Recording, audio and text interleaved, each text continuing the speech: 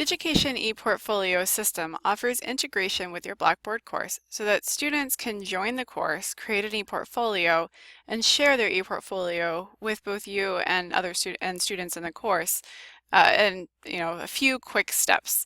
So this tutorial will show you how to go about setting that up so that students will have quick and easy access to Digication. So you would start out by going to Course Tools, and from there click on Digication. The first time you do this in a course that you haven't initiated the Digication link in yet, you'll see this splash screen. And the first question is, how should students create their ePortfolios? You can choose to have students create ePortfolios from scratch, or they can be required to create ePortfolios from a template that you provide, or you can have students create ePortfolios from scratch and from a template. If you'd like to have students create ePortfolios from a template, you can choose this and either choose a template that you've already created or create a template, and this will take you to actually creating the template for the ePortfolio. As you create these templates, keep in mind that you can actually adjust the templates after you've chosen the specific template for the course. The only thing that would happen is that after you make that change, future students would then see that change, but students who had previously used that template, sort of like a cookie cutter sort of thing. So if they've already cut the cookie before you change the template, those students aren't going to see that change, but new students who come to use that template will see the change.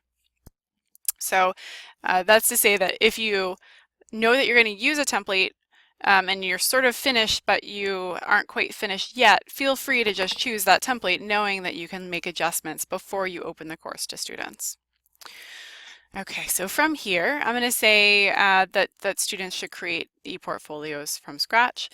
And then the next question is, should ePortfolios be visible to others? If you choose yes, then ePortfolios by default will be viewable by faculty in the course and students enrolled in the course. If you leave it at no, ePortfolios will be visible to you, but not other students in the course. Students can go through into settings and change these default viewing options, so there would be an additional step to have students share with students in the course. I'm going to click this to yes, and then click Save and Continue. And here you see the course jump page. You'll see all of your ePortfolios that are shared specifically with this course, or you can see all of your ePortfolios, which may be more than those that are just shown with this course. Here's where you can manage templates.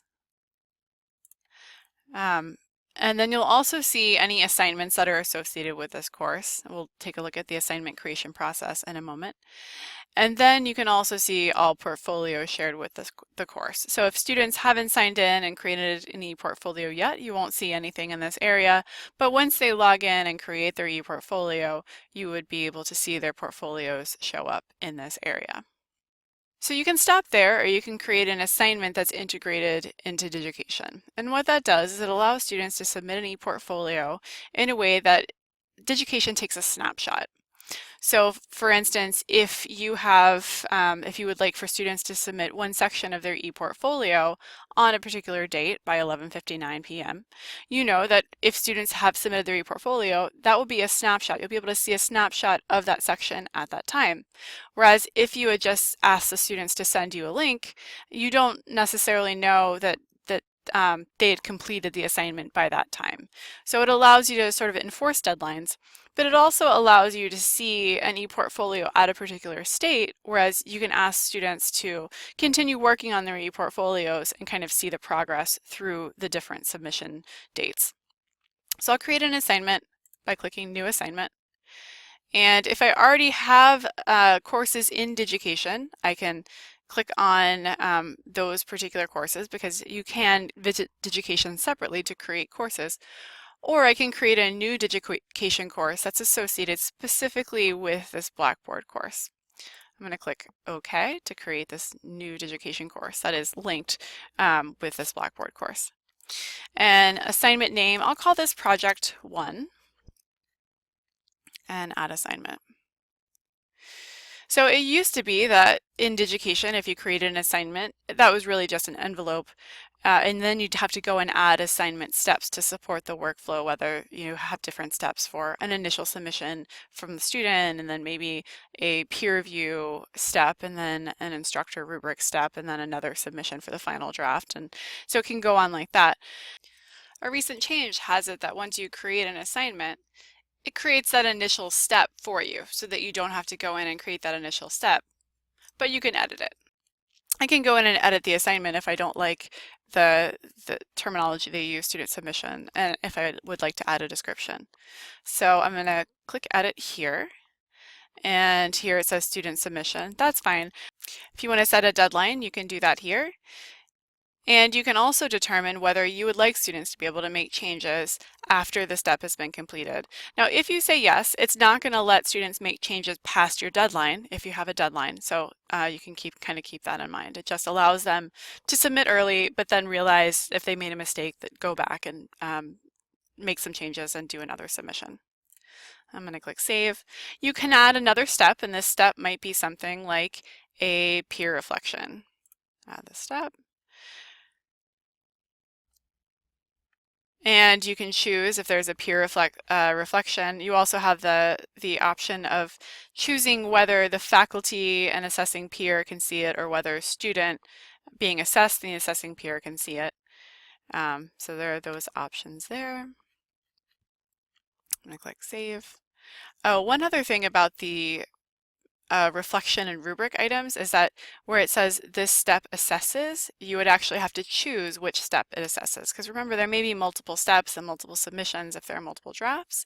So you would have to say specifically that the peer reflection assesses this first submission. I can add another step.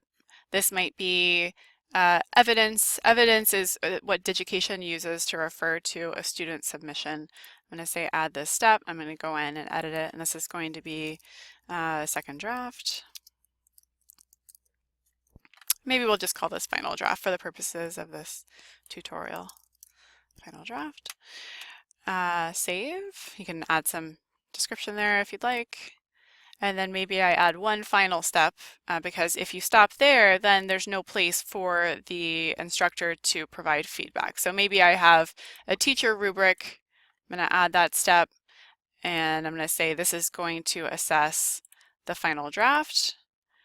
And I would also actually want to add the rubric so that I can fill out a rubric, and you would do that by clicking change and creating a rubric and creating a rubric with separate cells and columns and rows. I'm going to click save. And then if the rubric does allow you to provide some sort of freeform qualitative feedback as well, so kind of free text entry. So you don't actually need to have a separate step for more like a reflective section as well. So the rubric does contain that. All right, so I have an assignment with 4 steps. And so students who now actually come to Digication through this course will be able to create an e-portfolio and submit their e-portfolio or pages from this e-portfolio to each of these separate steps.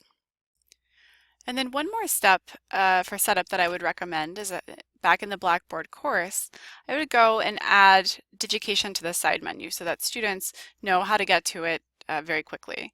So if you click on the plus, if you're not seeing this plus, make sure that your edit mode is on. Click plus and then tool link. And then you can call it whatever you think the students will recognize. So you might call it Digication e-portfolio, or if you're using a different way to refer to it in your course, then you would just call it that. And then from type, choose Digication and then available to users.